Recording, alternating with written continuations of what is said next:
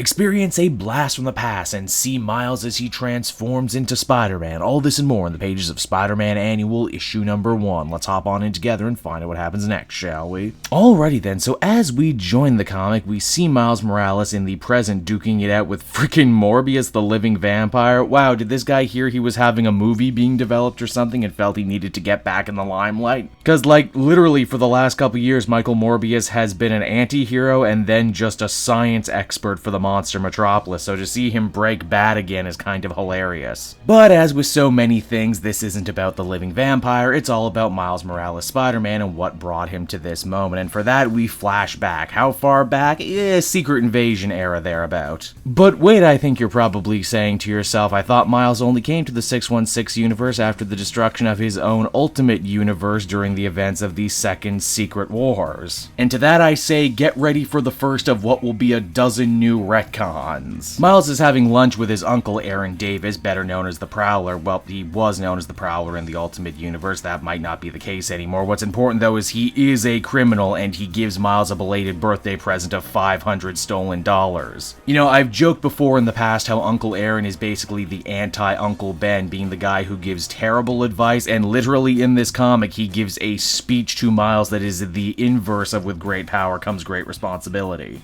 He says that life is often so cruel to heroes, and at the end of the day, the most important thing you can do is look out for yourself. All the good that did Uncle Aaron, he died pursuing a life of crime, living by that very philosophy, or at least he did in the Ultimate Universe. Then he got brought back to life by Bendis in this universe, and now here we are with no mention at all of the Ultimate Universe, and hey, does your head hurt yet? Now the next day at Miles' school, one of his peer tutors decides to give him a gift, tickets to an exclusive clothing store opening. Miles reckons that it isn't exactly his scene, but he wants to repay this dude's kindness. As we will discover by the end of this story, the tutor's name is not important at all. What is important though is that the invitations actually seem to be one giant ploy by the tutor and gang to try and set Miles up with the dude's sister. Really, Miles needs to be set up because he seems to have no problems meeting girls any other time. In fact, he's had multiple love interests over multiple universes, and again, you know what, retconning. The happy evening ends up getting crashed, literally and figuratively, by a Skrull spaceship because, as I mentioned, this story is going on at the exact same time as Secret Invasion. Miles, having already been bit by a spider, again, don't ask me under what circumstances now that he's been in the Marvel Universe this whole time, decides to defend his friends and quickly puts together a makeshift costume. Oh hey, you know, with that new Spider-Man game coming out where Miles might very well be a playable character, how much money do you bet this is going to be an alternate skin? This is a Miles still very early in his superhero career, and as such it takes pretty much everything he has to fight off one Skrull, and then another Skrull who shows up this time dressed as Spider-Man just to really mess with Miles' mind. This would also seek to beg a very important question too, and that is, if we're retconning so much about Miles' life here in the 616 universe, then when exactly did he meet Spider-Man? This question will never be answered because we still have more Skrull fights to get through. Luckily, Miles is ultimately able to win the day by using his Venom Blast to incapacitate his green foe. The day is saved, but not without some horrible loss. The tutor guy got himself killed when a bunch of falling debris crushed him to death. This is why I said he didn't matter at the beginning of the comic, because he's dead. Miles feels bad about it that someone died on his watch, so much in fact that he vows to be a better hero because of it. Yes, that's right everyone, in this new retconned universe, the death of this tutor guy and not the original Spider-Man Peter Parker is what pushes Miles to be a hero. This guy is the tragic linchpin in his superhero origin story, and he's so important we never heard him before until right now.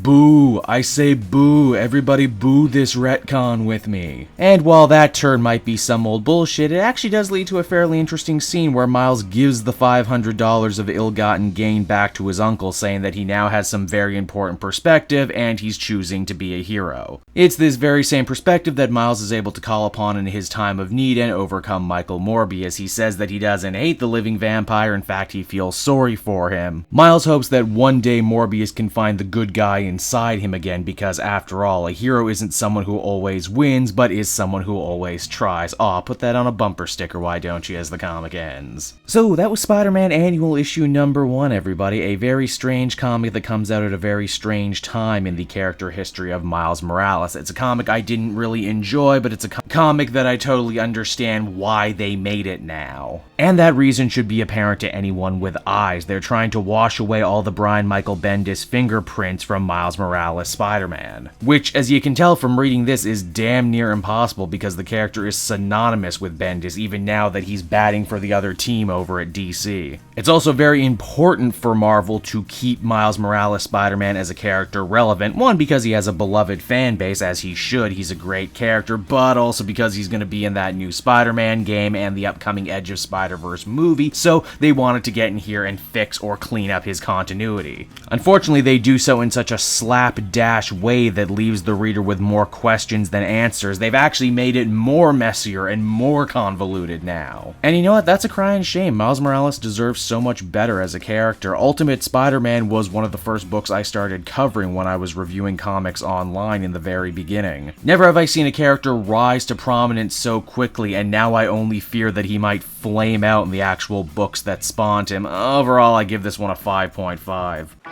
Hey there everyone, it's Cape Jewel again, and I want to thank you for watching to the end of the video. I hope you enjoyed it, and as always, why not check out some of these other videos I'm hard at work on. Then, as always, you can follow me on Twitter and Facebook at Cape Jewel, so you're up to date on what I got coming out next. And if you're feeling in a supportive mood, please, by all means, check out my Patreon, link down in the description. Patrons get exclusive access to videos and content before anyone else, and you can do so for as little as $1 a month. So until next time, everyone, this has been Cape Jewel. I will be back again with more great comic content that smacks of greatness. Bye-bye, everybody.